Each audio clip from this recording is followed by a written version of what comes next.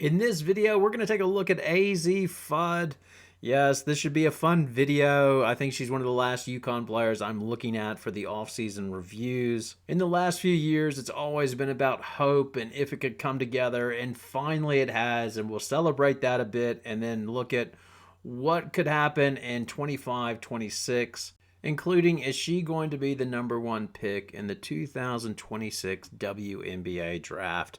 Before we start, as always, if you like the content, then please subscribe to the channel and give the video a like. We grind along with this house renovation, so I'm trying to get as much content out as possible, but it is a grind. So Azzi Fudd had always shown flashes in her freshman year. It was NC State in the tournament. The next year with Paige Bueckers out, it looked like she was going to step up. She had a brilliant game versus Texas and once again NC State, and she looked on her way, and then she unfortunately injured her knee versus Notre Dame when Edwards fell back into her knee and it hyperextended, and then she re-injured her knee versus Georgetown, and then by the tournament, she was a shell of herself. In the loss to Ohio State in the tournament, you could tell that she was unwilling to attack the basket, and it just was not good. It was hoped that she would get on track the following season with her buddy Paige Bueckers back, and here we go. But 2 games in after NC State, where UConn did not look good and Azzi Fudd did not play well in that game, she injured her knee in practice. And it's fair to say that most wrote off Azzi Fudd. It's not one of those things where nobody believed in us. No, genuinely, people never thought Azzi Fudd would reach her potential. Look at this from Charlie Cream. After her knee injury, a harsh reality must be acknowledged. Fudd's collegiate career has been ruined by her injury. Her resilience to come back from 2 previous injuries should be applauded, but with the latest setback, it's clear her time at UConn is never going to equate to the promise it once had because her own body won't allow it. No matter what happens from this point forward, Fudd's time as a Husky will be known more for what it could have been rather than what it became. Now, you can go back and look at my video. When I saw that quote, when I did a video after she injured her knee, I thought that quote was a bit hyperbolic.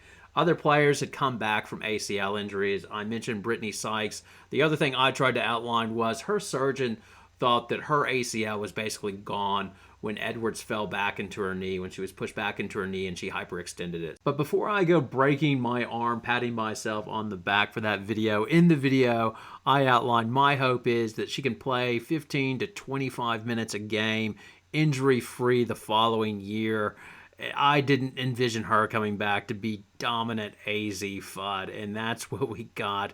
UConn fans got in 24-25. But it didn't start that way, as first she missed the first 3 games, which was expected.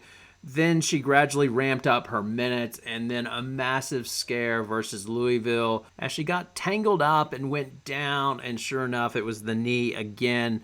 Everybody had their worst fears. Gina Auriemma told her to be positive, and sure enough, it was nothing. But you had to have in your back of your mind, man, it is every time she gets touched or tangled up, is this knee going to be an issue? As the shot she took to her knee didn't look like the one Paige Bueckers took when she got folded over. That was one immediately like, oh man, did that player just diving for the ball destroy Paige Bueckers' knee? Thankfully, that was not a major knee injury as well. The other thing UConn fans had to fear is this Lucy once again pulling the football from Charlie Brown. As UConn looked so good in that game versus Louisville, their defense was locked in, they were hitting their shots, the ball was moving, and when it looks its best, they get hit by an injury. It's like, oh, here we go again. Hope not.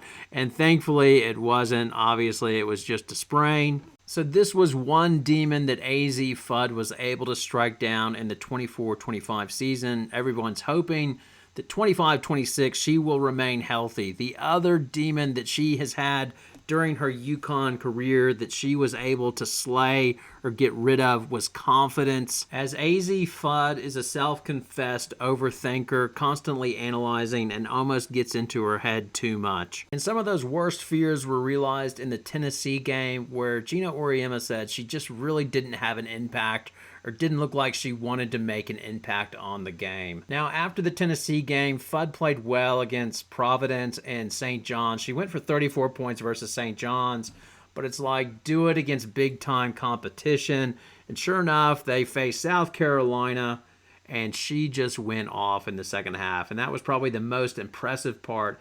In the first half, she was 2 of 10, but she kept on shooting, almost like Dory, just kept on swimming. And any thoughts South Carolina had about coming back in that game were single-handedly destroyed by Fudd in the second half, as she went 9 of 12, which included 5 3-pointers. In that game, she showed off all the skills that make her so deadly when she is in the zone. She can make all the shots. She can take the ball from a dribble handoff, hit the three.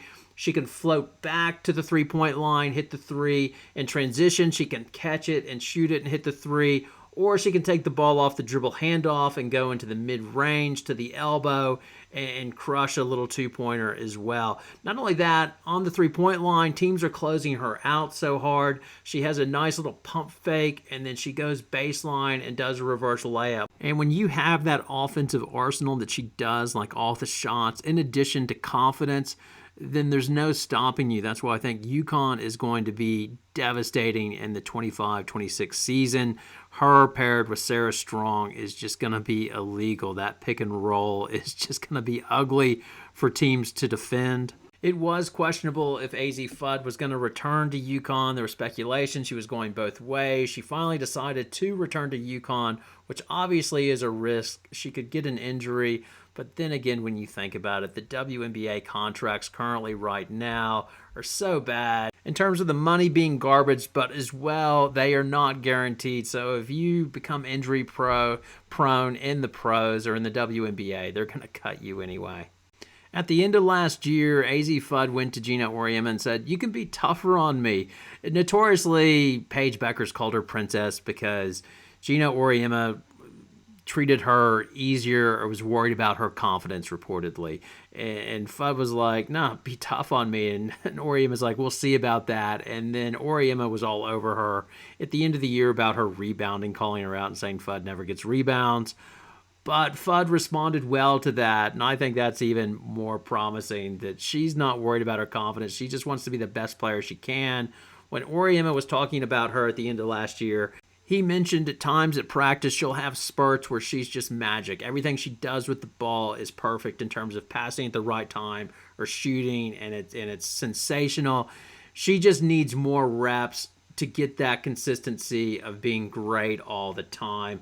And that's going to be the big push for her this coming season. Not to be so up and down, but to be that main player that contributes regardless if the shot is falling or not. Now, in terms of the 2026 draft, I believe if Azzi Fudd is healthy and has the season of her full potential, that is shooting well and displaying all 3 levels of scoring, most mock drafts have Lauren Betts going number 1. I think Azzi Fudd will go number 1, or at least I think she should. Because in the modern game, I think being able to score on all 3 levels and having a 3-point shot that's at 40% is much more valuable. I think the big post player that dominates inside is like the dinosaur. I think they're dying out. They can be played off the court. But I'm sure many will disagree with me. It would be interesting if Dallas gets the number 1 pick and what they do. I would like to see that because I do think Kurt Miller likes to have a big, that would be fun interplay on that one. Anyway, I'll leave it over to you, your thoughts and comments. It's all welcome. Thanks a lot for watching. Have a great night.